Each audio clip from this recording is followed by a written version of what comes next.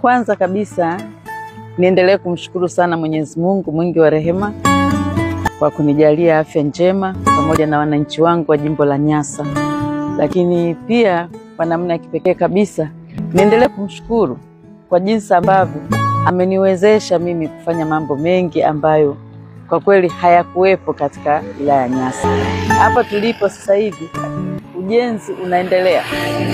Eneo hili, barabara hii unayoiona ndio barabara ambayo inaenda kwenye bandari yetu mpya inayojengwa ya Mbamba Bay. Mradi ambao unagharimu takriban shilingi bilioni 80.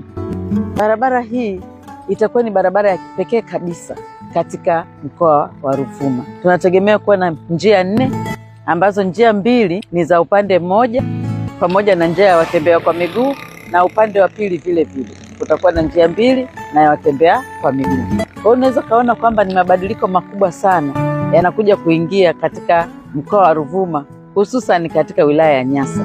Na nikichunguza kwa uzoefu wangu, nikiziangalia wilaya zote pamoja na mji wetu wa Songea, ni kwamba barabara hii ndio itakuwa barabara ya kwanza kwa upana katika mkoa wa Ruvuma.